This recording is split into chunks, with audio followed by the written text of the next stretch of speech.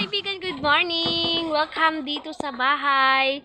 So ngayon mga kaibigan, meron pala akong papakita update ko sa pabahay natin dito sa Agusan Mars. Meron pong na damage sa bahay namin mga kaibigan dahil sa pagpatirik natin. Meron pong naiba sa bahay namin ngayon mga kaibigan. And ngayon makikita nyo, and I hope hindi nyo ako ibabash mga kaibigan kasi dahil sa beranda namin mga kaibigan sa new pabahay namin, naapektuhan po yung kusina ko na pinagawa ko sa old natin na bahay. Kaya naputol siya mga kaibigan, pinutulan kasi nga hindi po kasya yung malagyan po ng haligi. Kaya naputol po yung abuhan namin, yung kitchen namin mga kaibigan. Kaya maliit na lang yung kitchen namin mga kaibigan. Para malagay yung dalawang haligi, kailangan putulin yung old na bahay. Kaya ito po yung update natin. Tara mga kaibigan, punta tayo dito sa pasilip natin sa ating old na bahay. Diyon yung trabahuin nila ngayon mga kaibigan, magtanggal sila ng mga lansang. Ano siya Tagalog sa lansang, no? English yun eh. Mga pako. Ayan, pako pala yan. Yes. Magtanggal sila ng pako, and then si Manong nagbaid siya ng kanyang sa kanyang cleaner mga kaibigan ko. And then ito yung ginawa nila Dudong Junjun, in-arrange nila yung mga kahoy na kailangan i-arrange, and then siniparate nila lahat mga kaibigan, yung 2 4 3 iba-iba yung mga number mga kaibigan. Kaya ayan, medyo maaliwalas na tingnan kasi nga yung iba tinanggal namin para hindi po masira ng ulan at saka init yung kahoy namin mga kaibigan, baka magabo kapag hindi siya natanggal. Kaya meron na lang makita na maliit-liit dyan na naiwan. Pinaiwan niya ng panday namin kasi sa labas na sila mag-layout mga kaibigan, kasi tapos na tong dito sa gitna, and then sa labas na naman sila magawa ng layout para sa taas kapag maglalagay na po ng mga another haligi mga kaibigan. Yan yung naiwan kong kamuti, oh. So ito po yung mga kahoy sa natanggal dito sa aming kusina mga kaibigan. Ayan na po yung hitsura sa likod ng bahay namin mga kaibigan na tinanggal nila, and then naiba na din yung abuhan, yung lutuan na namin ng doon na mga kaibigan. And then ayan yung dalawang haligi. Ito po yung sabi ko sa inyo na naputol po siya mga kaibigan, no? Ayan yung dalawang haligi. Ayan na po yung pinutol ng panday ko. Ayan. So okay naman siya mga kaibigan. Tapos dyan na po kami naghugas. Diyan na po kami maghugasan ng mga pinggan namin, and then ayan, tinakpan na lang namin temporary mga kaibigan ng sin yung likod ng bahay namin. Tapos dito tayo mga kaibigan. Ayan, yung pa-update natin sa pabahay. Dahil sa dalawang haligi naputol yung kusina namin mga kaibigan. Pero napaka naman mga kaibigan, solid naman yung ginawa ng mga panday ko kasi nagawa naman nila ng paraan. Ayan, ang dami pang kailangan i-arrange sila Dudong Junjun. Ang daming kailangan tanggalin ng mga pako para magagamit pa mga kaibigan in case na magpapanday na kami. Save na tayo sa pagbili ng pako. Ayan si King. Yan, nakatirik na lahat yung haligi. Hintay na lang sa pangsahod mga kaibigan. Naghintay na naman ako. Stop na naman kasi hindi pa tayo nakapagsahod. Start na naman tayo pagsahod na natin mga kaibigan. Kasi hindi ko pa alam kung magpapanday tayo mga kaibigan. Tapos hindi ko pa alam yung magkano yung sahod ko. Tapos ilang days na yung babayaran ko na mga kaibigan. Hindi po ako gano'n na magpapanday na wala pang sweldo. Every month lang talaga po ako nagpa-trabaho mga kaibigan. Lang yung naiwan, kaya hindi na yan umuwi. Dito na lang siya. Marami naman siyang magawa-gawa dito mga kaibigan. Tinutulungan niya sila Dudong Junjun. Ayun si Dudong Junjun nagtanggal na. Nag-start na siya nagtanggal ng mga pako. And then si Doydoy. Ayan yung namin munting kusina. Yung hugasan mga kaibigan. Magpasensyahan nyo na yung view. Ayan. Meron po tayong 12 na haligi. Ayan po yung view sa pabahay natin, pasilip. Maraming salamat sa lahat ng na-proud na nagpagawa na po ako ng bahay, and then sa lahat po ng nag-alala na bakit nagpagawa na ako ng bahay na wala pang budget. So, okay lang mga kaibigan, kaya natin to sa paunti-unti natin na sahod sa ating YouTube. Dito natin ilalaan mga kaibigan para hindi natin magamit kung ano-ano lang mga kaibigan. Kaya kahit wala po akong malaking ipon, kakayanin namin mga kaibigan, paunti-unti lang talaga. Maraming salamat sa lahat ng nag-concern and sa lahat po ng nagsabi na masinop ako mag-budget. Grabe talaga mga kaibigan ang budget. Hindi ko talaga mga kaibigan, kailangan talaga marunong ka gumamit ng pera. Kaya ito yung nagawa ko mga kaibigan sa ilang month lang natin na sahod. Ito mga kaibigan, nakatirik tayo ng 12 na haligi. Mga 3 months na sahod ko po sa YouTube natin mga kaibigan, and then meron po akong alalay sa mais namin, sa pababoy namin. Nakikita nyo yun sa vlog ko mga kaibigan, bininta ko yung lahat ng baboy ko, inano ko dito, inalalay ko sa sahod ko sa YouTube, and then ko mga kaibigan, kaya nakamit ko na nakapagtirik ako ng haligi dahil sa mga iba't ibang mga paraan ko mga kaibigan na naitulong dito sa pabahay natin yung pagiging pag-alaga ko ng baboy. Ayan mga kaibigan, nakita nyo yung bahay ko na na siya, hindi na siya mataas. Hindi na siya mataas masyado. Kung kapag matapos na po itong bagong bahay natin. Huy, Pugi noon sa mangka. Ang ingay ni Pugi, oh. Huy, nagpapansin. Yan, kapag matapos na itong malaking bahay, mga kaibigan, yung new na bahay, hindi na po mahirapan yung bibili kasi na siya, hindi na siya masyado mataas sa floater, mga kaibigan, yung bahay ko. Ayan, pasilip ko na lang sa inyo mamaya mga kaibigan yung sitwasyon namin doon sa loob. Kung ano na po yung makikita. Ayan, sa lahat po nang nagsabi na okay pa daw yung bahay ko. Okay pa naman siya mga kaibigan, pero hindi na talaga maganda yung mga sa bintana. Nababasa na po kami kapag umuulan. And then yung mga bubong namin, yung yero namin, yung iba butas na sa sobrang tagal. 7 years, 8 years na po yung bahay ko. Mag-9 na siya mga kaibigan simula sa paggawa niya. So hanggang ngayon 2023 mag 9 years na siya mga kaibigan. Kaya medyo na talaga yung yero, gabok na siya, and then taya na kaayo. Kaya kailangan na talaga namin gumawa mga kaibigan. Kung alam nyo lang yung sitwasyon, kung nandito pa lang po kayo, kung anong sitwasyon namin kapag umuulan or malakas yung ulan. Kaya ayan, nakita nyo yung scene, yung yero mga kaibigan naglaylay.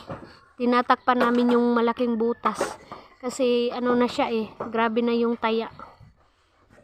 Yan, pasilip lang po sa ang dami pa namin kailangan linisin mga kaibigan, kasi yung mga sako gagamitin niya nila mama kapag sila ulit ng graba para sa CR ni Ate Aileen. Kaya kailangan namin yan kasi nanghiram lang kami sa kanila ng sako. Yan sila, busy na ang mga boys. Tapos yung hindi na magagamit mga kaibigan, anuhin na namin siya kanang isugnod. Himuon na siya og panggatong mga kaibigan. And si King busy sa cellphone. Hi. Ayun mga kaibigan, kaya namin kinukuha yung mga pako kasi napaka pa mga kaibigan, maganda pa. Bagong-bago pa yan kasi sa kusina yan namin. Bago kasi namin pinagawa yung kusina, parang nag 1 year na siya 1 year na 1 year na mga kaibigan yung kusina namin na pinutol. Bumalik na dati mga kaibigan, ganyan kasi kaliit yung kusina ko noon. Kaya okay naman siya. Ayan. Ayan yung tubig pa rin sa sa tawag po sa amin sa Gimba.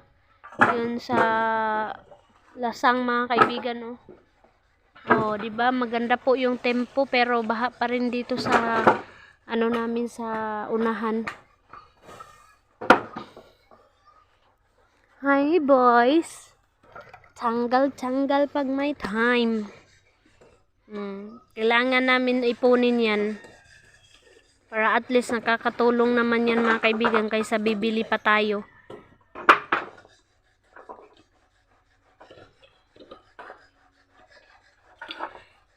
Yan yung mga tao. So yan mga kaibigan, update ko pala sa inyo. Ngayong birthday ni Aileen mga kaibigan, hindi na lang kami doon sa Loreto kasi gusto ni Dudong Junjun kahit walang handa or ano man mga kaibigan, basta makauwi muna si Aileen dito kasi miss na niya si Aileen. Gusto niya makasama kahit ilang days lang, lalong lalo na po sila biyanan, si mama at saka si papa. Lahat sila mga kaibigan, sila ate Arlene, si ate Aileen, namimiss nila talaga si baby Aileen, and lalong lalo na ako mga kaibigan as a mother. Ako yung mas naapektuhan kasi ako yung nakakaalam ng karamdaman kung ano ba yung kailangan dapat natin, yung maibigay natin na time sa kanila, yung bang mag-school sila na hindi ikaw yung papalit ng damit niya or hindi mo siya makikita kung ano yung hitsura niya kapag nag-school siya kasi hindi ikaw yung nag-alaga mga kaibigan. Yun yung napakasakit na as a parents na ano kaya yung itsura ni Aileen kapag nag-school, ganun mga kaibigan. Pero kapag nandyan siya sa'yo, alam mo kung ano yung pinasuot mo, and then maalagaan mo kung ano yung itsura niya. Kaya yun yung mga kaibigan na hindi natin matanggap na hindi natin maalagaan yung sarili nating anak. So, tanggap ko lang mga kaibigan kasi nga kailangan ko si Aileen na matuto siya kasi ito nga yung update na dito.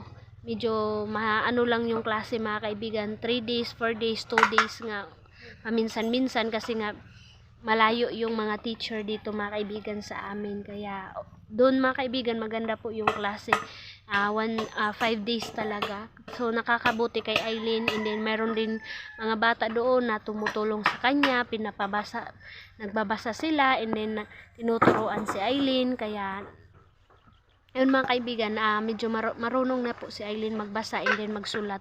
Kaya kakayanin niya yun mga kaibigan. So sa susunod na year, 2024-25 mga kaibigan, doon na siya kay Ate Arlene mag-school sa Bayugan.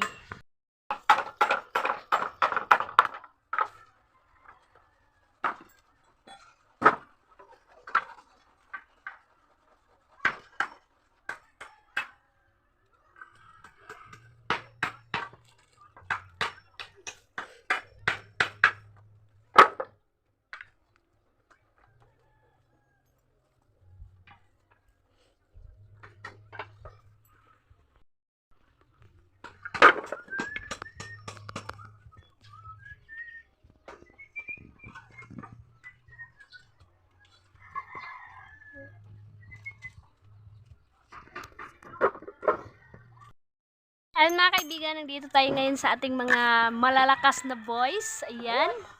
O, yung ayos ng mga pako dito sa ating pabahay mga kaibigan kasi marami kasing nagamit na lansang sa sa layout mga kaibigan, kaya kailangan nilang tanggalin. And mga kaibigan, tutulong tayo ngayon. Wag na matapos. Tulong tayo. Ngit-ngit man ang camera, oy. Ngit-ngit. Natanggal na pako. So, mga kaibigan ko, sa lahat po ng ayan. Yung manong ko mga kaibigan. Sa lahat po ng mga supporters ko mga kaibigan, sa pasensya ninyo maingay dahil nandito tayo ngayon sa kanila. Dukan tayo. Yan, ganyan mga kaibigan, yung lakas ng mga boys. Ayan mga kaibigan, hanggat nandyan kayo na nagsuporta sa akin mga kaibigan, mabibigyan ako ng lakas ng loob dahil sa inyong suporta. Kung wala kayo mga kaibigan, hindi ko po ito mararatingin. Paminsan-minsan, mga kaibigan, si Doydoy. Hanggat nandyan kayo mga kaibigan, meron akong lakas na loob. Paminsan nga, medyo nawawalan ako ng pag-asa, pero Kaya nga nagpagawa ako ng bahay mga kaibigan para doon po ako magkuha ng hugot ng lakas ng loob na kailangan ko maging magpatuloy ng pagiging vlogger. Kasi kung wala yang pabahay mga kaibigan, nako siguro hindi na po ako nag-vlog. Kasi ang hirap, ang daming mga mga trials, ganon. Pero nagpatuloy pa rin tayo mga kaibigan kasi alam ko na marami kayong nagsuporta sa akin. Nakikita ko sa views. Kaya thank you mga kaibigan sa suporta ninyo. Kahit sa panonood lang ninyo, malaking tulong na po yan sa akin na makasahod tayo every month. Tapos alam ko na marami kayo na nag-concern and proud. Yung iba nag-alala mga kaibigan, kaya naiintindihan ko. Salamat sa inyong mga advice, salamat sa inyong mga concern sa ating pa-update dito sa buhay sa Agusan Mars. Kaya maraming salamat talaga.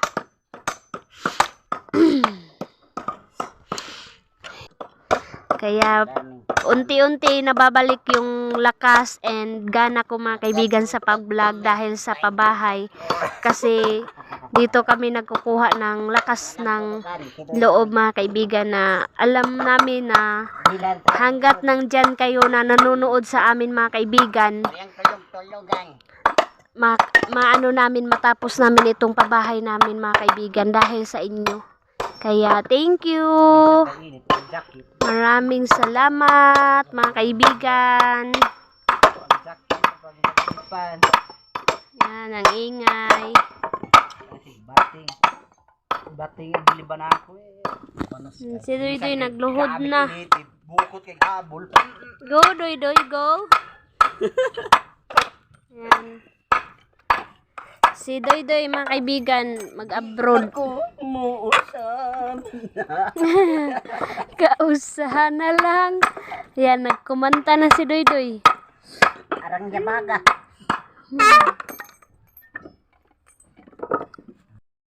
Dun walang damit, sobrang init kasi mga kaibigan, kaya hinubadan.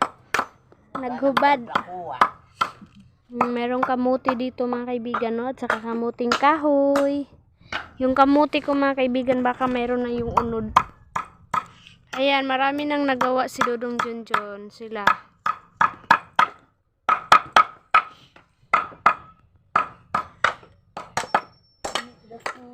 Enjoy life. Hindi ko po mararating ito mga kaibigan kung wala kayo. Thank you sa support.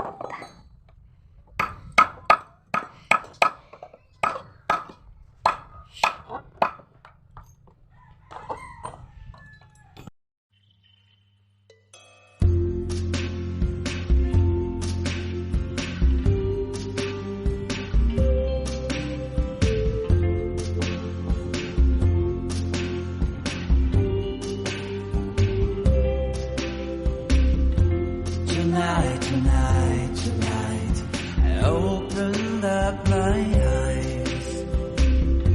Tonight, I'm wide awake and I'm breaking into. I can't make it. So will you save my life? Tonight, I'm talking in my sleep, and I'm tired of feeling like a secret I can keep. I'm letting. Ay, pwede durot dito. Tawanan tayo. Nilapat tayo sa kalisod. Nilapat.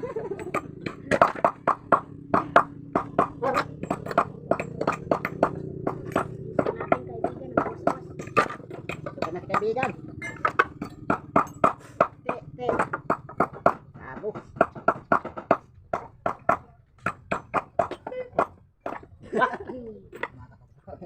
Tayo tinil ka, kadapilan sa. Dito man ang dami ka, malugat. Sige, tasuhi ka na. Tiga pa hindi na.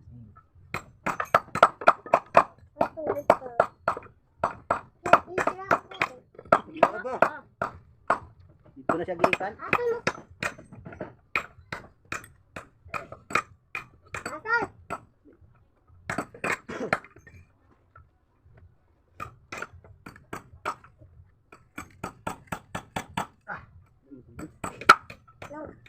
Ibutang mo diyan.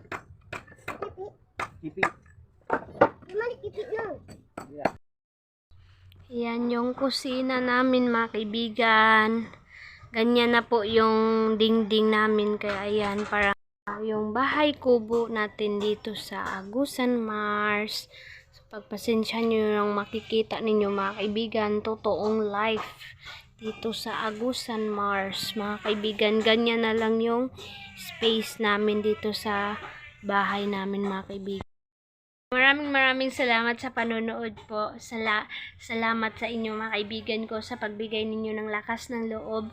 Salamat sa mga payo ninyo sa akin, sa mga kamalian ko na hindi ko na masyado na ano yung pagbablog ko. Pero nandyan kayo mga kaibigan upang ituwid yung kamalian natin sa lahat ng mga salita ko mga kaibigan. Maraming salamat po sa lahat ng suporta ninyo. Malaking tulong po yan sa akin mga kaibigan. Kayo po yung nagbibigay ng lakas ng loob upang magpatuloy po ako para sa buhay namin dito sa Agusan, Mars mga kaibigan. Malaking tulong po yan sa akin. Thank you!